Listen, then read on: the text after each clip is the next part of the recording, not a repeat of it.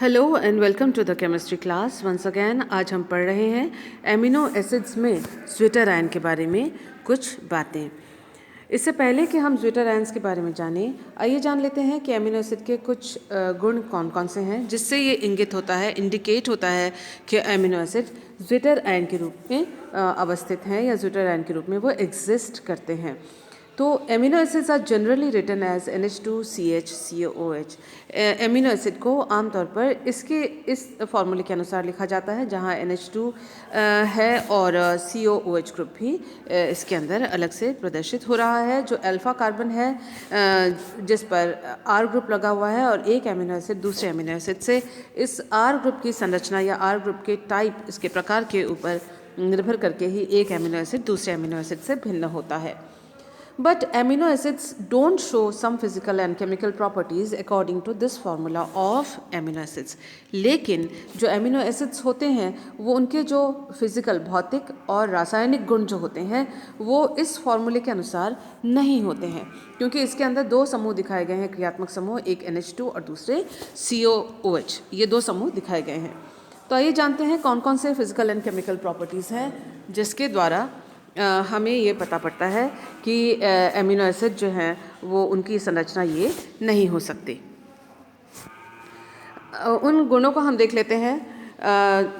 पहला जो है वो देखते हैं कि aliphatic amines and aliphatic acids are volatile. Aliphatic amines और एलिफेटिक एसिड्स जो होते हैं वो वाष्पशील होते हैं, आसानी से वो वाष्प में परिवर्तित हो जाते हैं, क्योंकि उनका जो मेल्टिंग पॉइंट और बॉइलिंग पॉइंट है यानी गलनांक और क्वथनांक है वो काफ़ी कम होता है।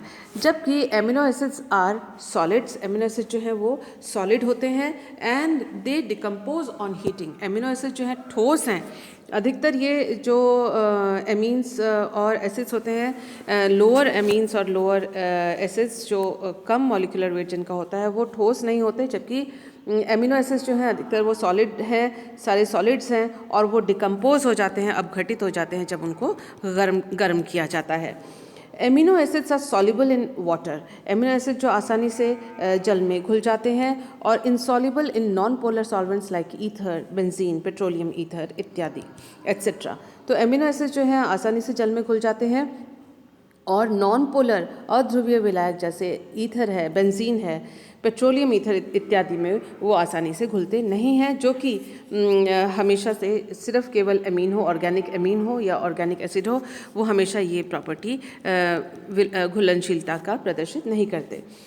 Aqueous solutions of amino acids have high dipole moments।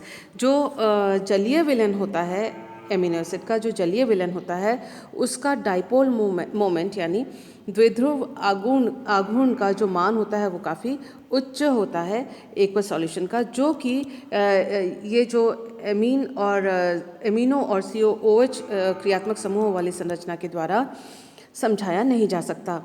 इसके अलावा एसिडिटी है एमिनो एसिड की, ये जो उसका वैल्यू है, रेंज है Ka डिसोसिएशन कांस्टेंट 10⁻⁻10 के रेंज में है। उसी तरह से जो बेसिसिटी या क्षारीयता है एमिनो एसिड का वो 10⁻12 की रेंज में है। एमिनो एसिड का are very less than carboxylic acid and amines. तो ये जो एसिडिटी और बेसिसिटी का जो मान है Ka वैल्यूज से हम पता कर सकते हैं एमिनो एसिड का। वो जो एसिडिटी और बेसिसिटी का मान कार्बोक्सिलिक एसिड जिसका कि डिसोसिएशन कांस्टेंट का मान है 10⁻⁻5, जो कि 10⁻⁻10 से काफ़ी हाई है। उसी तरह से एमीन का जो बेसिसिटी है वो 10⁻⁻4 है, जो कि एमिनो एसिड की बेसिसिटी 10⁻⁻12 से भी काफ़ी हाई है। तो उसका मतलब ये है कि एमिनो एसिड में अगर NH2 और COOH ग्रुप हैं तो एसिडिटी और बेसिसिटी तो बहुत हाई होनी चाहिए, लेकिन असलियत में एमिनो एसिड की एसिडिटी और बेसिसिटी इस तुलना से काफ़ी कम है कि उनमें COOH ग्रुप और NH2 ग्रुप हो। इसके अलावा स्पेक्ट्रोस्कोपिक प्रॉपर्टीज़, स्पेक्ट्रोस्कोपी जो है एक ऐसी तकनीक है जिसके द्वारा हम काफ़ी चीज़ों को संरचना के बारे में आसानी से जान सकते हैं। तो IR spectroscopy, NMR spectrum, X ray analysis, इनके द्वारा ये आराम से प्रदर्शित होता है कि amino acids exist as dipolar ions. Amino acid जो हैं वो डाईपोलर यानी द्विध्रुव आयन के रूप में ये एग्जिस्ट करते हैं, अवस्थित रहते हैं, और उनमें NH3+ और COO- ग्रुप्स हैं, न कि NH2 और COOH ग्रुप। तो इन सब जानकारियों से ये साबित होता है कि जो एमिनो एसिड का ये फार्मूला लिखा जाता है, इसमें एक प्रश्न चिन्ह आता है कि वास्तव में यही फार्मूला है या कुछ और। तो जो आखिर वाला जो प्रॉपर्टी है, दैट इज स्पेक्ट्रोस्कोपिक प्रॉपर्टी, उससे हमें ये पता पड़ता है कि डाइपोलर आयन के रूप में एमिनो एसिड्स के मॉलिक्यूल्स रहते हैं। तो आइए देखते हैं कि उसको हम क्या कहते हैं, उनके क्या गुण हैं। ज्विटर आयन, ज्विटर आयन क्या अर्थ है इसका? ए मॉलिक्यूल और ion having separate positively and negatively charged groups is called zwitter ion. कोई भी मॉलिक्यूल या आयन जिसमें अलग अलग एक ही मॉलिक्यूल के अंदर पॉजिटिवली चार्ज्ड और नेगेटिवली चार्ज्ड ग्रुप हों या समूह हों, तो उसको हम ज्विटर आयन के नाम से पुकारते हैं। जर्मन भाषा में ज्विटर शब्द है और जिसका मतलब है हर्माफ्रोडाइट या हाइब्रिड, जिसका अर्थ ये है कि किसी एक ही मॉलिक्यूल के अंदर दो विपरीत आयंस का होना, विपरीत आवेश का होना। किसी मॉलिक्यूल या आयन में अगर बायो के नज़रिए से देखें तो दो विपरीत जो ऑर्गन्स हैं उनका एक ही जीव के अंदर होना। तो ऐसे जो जीव हैं या ऐसे मॉलिक्यूल हैं उनको हर्माफ्रोडाइट के नाम से जाना जाता है या हाइब्रिड के नाम से जाना जाता है, और जर्मन भाषा में उसका वर्ड है ज्विटर। तो एमिनो एसिड्स जो हैं वो ज्विटर आयन के रूप में रहते हैं, जिसमें पॉजिटिव एंड नेगेटिव चार्जेस एक ही मॉलिक्यूल या एक ही स्पीशीज़ के अंदर एक ही साथ एक ही समय में होते हैं। We know that acids combine with bases to form salts. हमें मालूम है कि एसिड जो हैं वो बेस के साथ युक्त होकर मिलकर लवण या सॉल्ट का निर्माण करते हैं। Amino acids have both COOH and NH2 groups. Amino acid में COOH, देखिए दिस इज C, उसमें double bond O and OH, COOH और NH2 ग्रुप दोनों ही एमिनो एसिड में होते हैं। दिस इज एमिनो एसिड का जनरल फार्मूला। ये एमिनो एसिड का जनरल फार्मूला है, आपको मालूम है। तो इसमें एमिनो एसिड में दोनों ही समूह हैं, COOH ग्रुप है, NH2 ग्रुप है, एक ही मॉलिक्यूल के अंदर, और इसीलिए ये इंटरनल सॉल्ट बनाते हैं। मतलब इंटरनल सॉल्ट मीन्स एक ही मॉलिक्यूल के अंदर एक ग्रुप दूसरे ग्रुप के साथ कंबाइन होकर सॉल्ट बनाता है। हमें मालूम है कि COOH ग्रुप जो है वो प्रोटॉन दाता है, तो H+ यहाँ से निकलता है और वो H, ये जो बेसिक ग्रुप है NH2 उसके पास आके जुड़ता है, तो यहाँ पर बन जाता है NH3 और प्लस चार्ज लग जाता है, और क्योंकि इसने H+ दिया, इलेक्ट्रॉन अपने पास रह गया, तो इसके पास आ जाता है माइनस चार्ज ऑक्सीजन के ऊपर। तो इस तरह से आप देख सकते हैं कि एक ही मॉलिक्यूल के अंदर ये plus and minus charge create हो गए, उत्पन्न हो गए, आयंस बने। ये इंटरनल लवण है, आंतरिक लवण है, इंटरनल सॉल्ट है, और इस तरह के स्पीशीज़ को ज्विटर आयन के नाम से पुकारा जाता है। डाइपोलर आयन के नाम से भी इस ज्विटर आयन स्ट्रक्चर को बुलाया जाता है, नाम दिया जाता है, इससे भी इसको पुकारा जाता है। Amino acids are also called as dipolar ions because they have both positive and negative ends. तो एमिनो एसिड को, जो एमिनो एसिड है वो क्योंकि इस रूप में स्थित है, अधिकतर जो मॉलिक्यूल है वो इस अवस्था में है। आप देख सकते हैं फॉरवर्ड एरो जो है वो लंबा है और जो बैकवर्ड एरो है वो छोटा है। उसका मतलब अधिकतर जो मॉलिक्यूल है वो इस रूप में स्थित है, न कि इस रूप में। इस रूप में कम है और इस रूप में ज़्यादा है।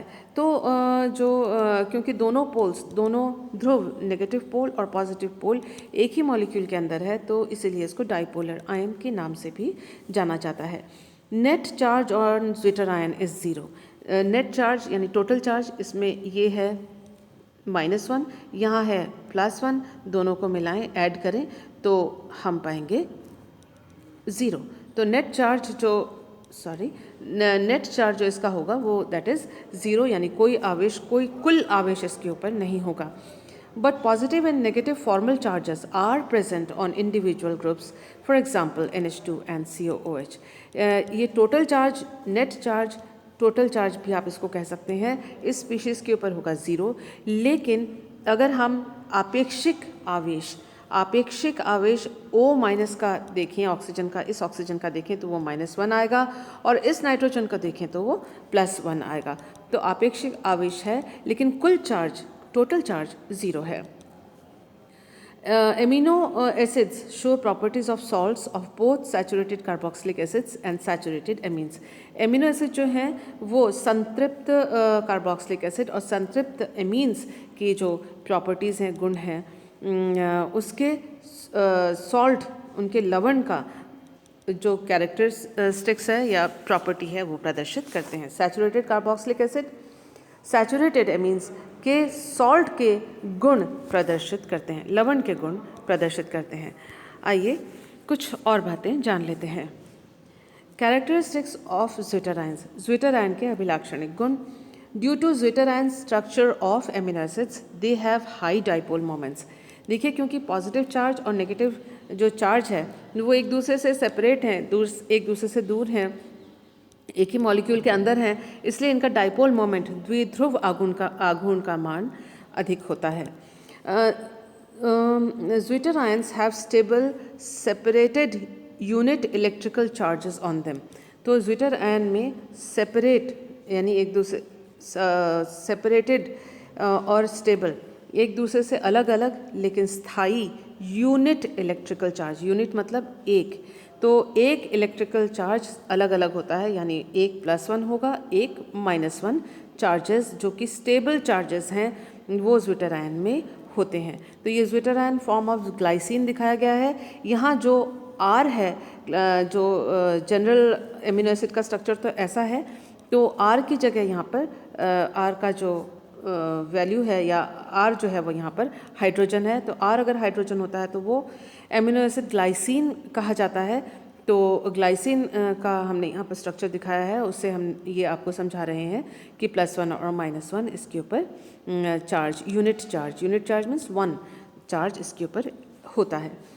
Zwitter ions have high melting point because there are strong attractive forces between ions which is stronger than hydrogen bonds.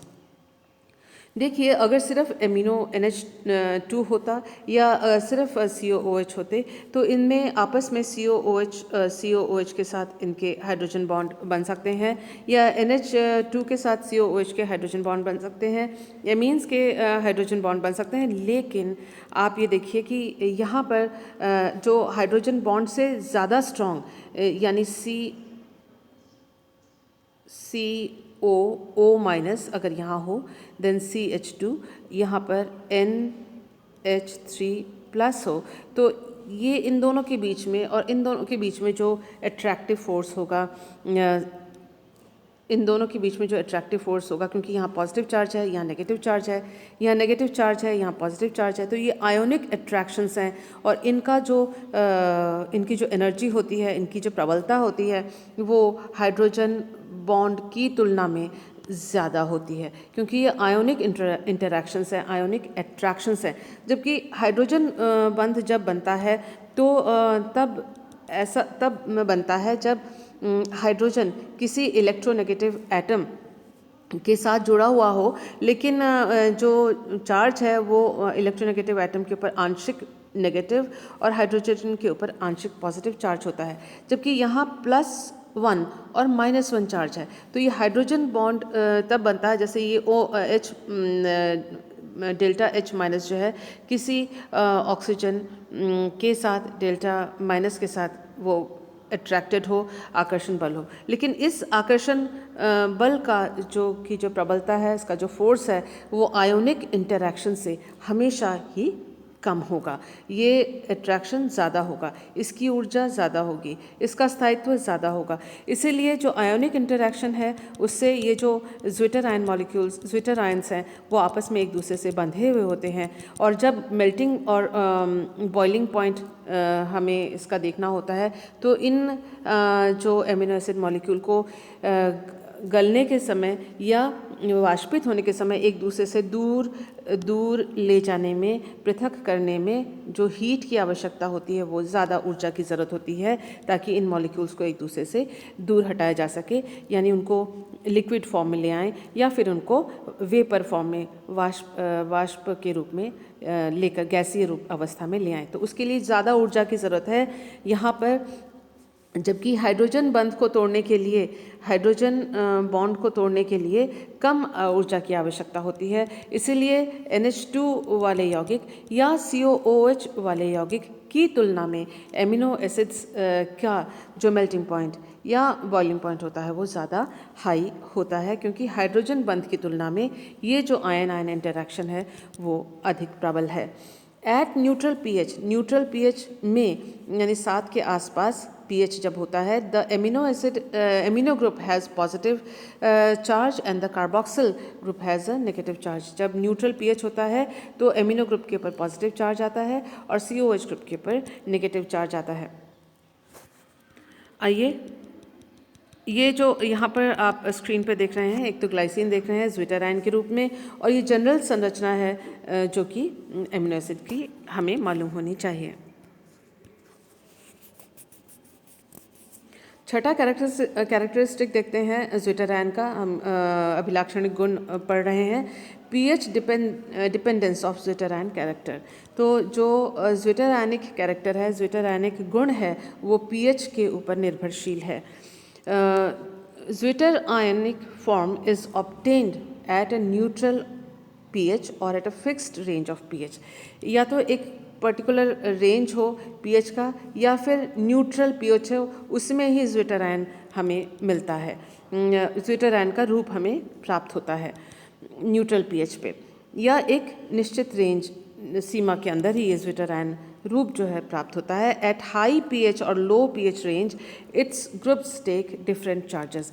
या तो हाई pH हो या लो pH हो, तब इसका ज्विटराइन रूप खत्म हो जाता है। तब या तो वो पॉजिटिव फॉर्म में होता है या नेगेटिव चार्ज रूप में होता है। यहाँ आप देख सकते हैं कि ग्लाइसिन को हमने यहाँ प्रदर्शित किया हुआ है। लो pH, जब pH कम है, एसिडिक रूप है, तब जो है एसिडिक रूप है यानी H प्लस है, तो H प्लस आके जुड़ा O माइनस पे। ये ध्यान रखिएगा, H प्लस लो पीएच यानी एसिडिक और हाई pH यानी बेसिक। तो लो pH में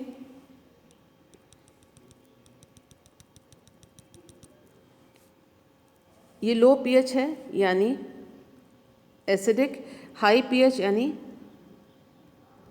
बेसिक। तो एसिडिक मीडियम में COO माइनस पर H प्लस जुड़ जाता है, ये याद रखिएगा। उसी तरह से बेसिक यानी हाई pH पे NH3 अपना प्रोटॉन दे देता है, छोड़ देता है और NH2 में परिवर्तित हो जाता है। ये देखिए और इस चीज़ को याद रखिएगा, इन दोनों बातों को। एट लो pH यानी acidic, H plus ion adds to carboxylic group to make it neutral. तो देखिए कम जब pH है, जब एसिडिक अवस्था है, एसिडिक सॉल्यूशन है, तो H प्लस आयन जो है यहाँ से यहाँ पर परिवर्तन हो जाता है टू मेक इट न्यूट्रल, और COO माइनस को उसने न्यूट्रल कर दिया, इसके ऊपर कोई आवेश नहीं है। एट हाई pH यानी बेसिक रेंज में H plus ion is removed from N bye access base. यानी बेसिक जब pH है यानी अधिक, जब हम इसमें बेस डालते हैं तो यहाँ से H प्लस निकल जाता है और वो NH2 में परिवर्तित हो जाता है न्यूट्रल में। दिस इंडिकेट्स, यह इंगित करता है that COO minus group acts as a base and NH3 plus group acts as an acid. इस बात को याद रखिएगा कि देखिए जैसे ही एसिडिक माध्यम हो गया, लो pH यानी एसिडिक अम्लीय माध्यम हो गया, तो ये जो अम्ल H प्लस कहाँ जाएगा O माइनस पर, यानी इसने क्षार की तरह कार्य किया और एसिड माध्यम में है। तो जो COO माइनस है वो उसने एक बेस की तरह कार्य किया। उसी तरह से जब बेस हमने इसमें डाला तो बेस को क्या चाहिए, प्रोटॉन चाहिए, तो NH3+ ने अपना प्रोटॉन दिया।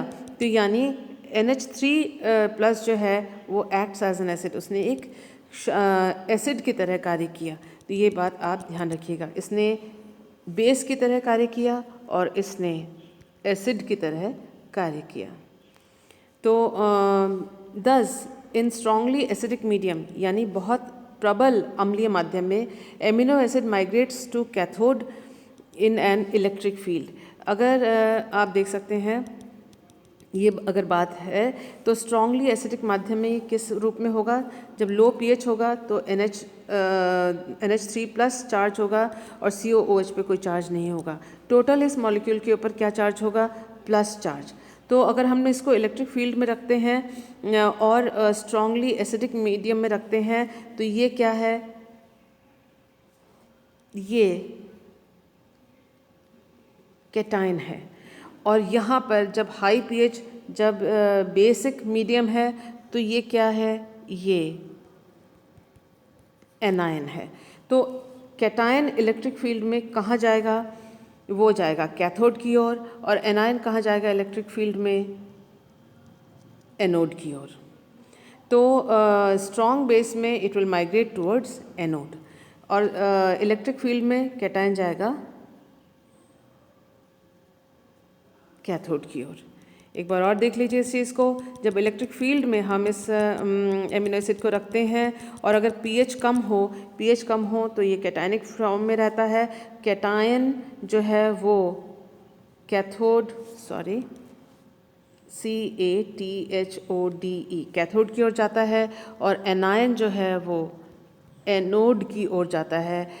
कोई एक साइड याद रख लीजिएगा, जैसे कि आप ये याद रख सकते हैं कि कैटायन गोज़ टू कैथोड, ये याद रख लें तो अपने आप जो बाकी बचता है एनायन गोज़ टू एनोड हो जाएगा। ये कब होता है, जब हम इसको इलेक्ट्रिक फील्ड में रखते हैं, हम एमिनो एसिड को, और उसका pH कभी अगर लो हो तो वो कैथोड की ओर जाएगा और हाई हो तो वो एनोड की ओर जाएगा। तो ये खासियत है ज़्विटर की, एमिनो एसिड की। एप्लीकेशंस ऑफ ज़्विटर के जो एप्लीकेशंस हैं वो हम पढ़ लेते हैं। These are use to separate protein molecules in molecular biology. Molecular biology में प्रोटीन मॉलिक्यूल्स को एक दूसरे से पृथक करने के लिए ज़्विटर का उपयोग किया जाता है। They are also use in medical and biological related fields. Biological field में और मेडिकल फील्ड में ज़्विटर का बहुत ज़्यादा उपयोग होता है। Zwitter are use in medical implants, drug delivery, separation membrane, blood contacted sensors इत्यादि, तो एट्सेट्रा। तो ज़्विटर को जो है मेडिकल इम्प्लांट्स मतलब कोई ऑर्गन अपने को इम्प्लांट करना हो, जो डालना हो, ऐड करना, कोई ऑर्गन जो है कृत्रिम जो ऑर्गन हैं, कृत्रिम अंग हैं, उनके इम्प्लांटेशन में, उनको यूज़ करने में, उनको लगाने में ज़्विटर को यूज़ किया जाता है मेडिकल इम्प्लांट में। ड्रग को निश्चित स्थान पर पहुंचाने के लिए, ताकि बेहतर एक्ट कर सके दवाइयों को, उसके लिए ज़्विटर का यूज़ होता है। सेपरेशन मेम्ब्रेन यानी एक प्रकार के केमिकल को दूसरे मॉलिक्यूल से अलग करने के लिए ज़्विटर का इस्तेमाल होता है। ब्लड कॉन्टैक्टेड सेंसर्स, ब्लड के कांटेक्ट में आने वाले जो सेंसर्स होते हैं ब्लड का यूज़ करते हुए, उसमें ज़्विटर को यूज़ किया जाता है। Zwitter ion polymers are used, ये ज़्विटर आयन होगा, इस हटा दीजिए। Zwitter ion polymers are used in marine industry, marine यानी सामुद्रिक या जो जल वाहन होते हैं उनमें यूज़ किया जाता है। To prevent sub aquatic organisms from building up on boats and piers. तो जो बोट और पियर है उन पर जो जलीय जो ऑर्गेनिजम्स हैं, एक्वेटिक ऑर्गेनिजम्स हैं, वो बोट्स और पियर के ऊपर बन न जाएं, जम न जाएं, जैसे काई है या कोई और दूसरे ऑर्गेनिज्म उसके ऊपर घर बना लें, उसके ऊपर चिपक जाएं बोट के ऊपर, ऐसा ना हो। या और ये सेतुबंध पियर का मतलब होता है, यानी जब बोट से या किसी भी आप कह सकते हैं कि जलयान से और हम जब वहाँ से निकल के और स्थल पर आते हैं तो उसके लिए जो जेटी होती है या सेतु बंद होता है उसको पियर कहा जाता है। तो उसके ऊपर कोई जो काई या कोई और जीव जलीय जीव उसके ऊपर जम ना जाए उसके लिए भी ज्विटर आयनिक, ये आयोनिक है, ये एस की जगह आप सी यूज़ कीजिएगा, ज्विटर आयोनिक पॉलीमर का इस्तेमाल किया जाता है। तो ये कुछ एप्लीकेशंस हैं ज्विटर आयंस के जिसके लिए ज्विटर आयंस के बारे में पढ़ा जाता है। सो आई होप कि आपको ये जो वीडियो है उसका स्टडी मटेरियल समझ में आया होगा। अगर आपको नोट्स बनाने हैं तो आप वीडियो को पॉज करते हुए नोट्स बनाइए, और फिर भी कोई प्रॉब्लम आती है तो आप मुझे व्हाट्सएप पे कांटेक्ट कर सकते हैं। Thank you for being with me.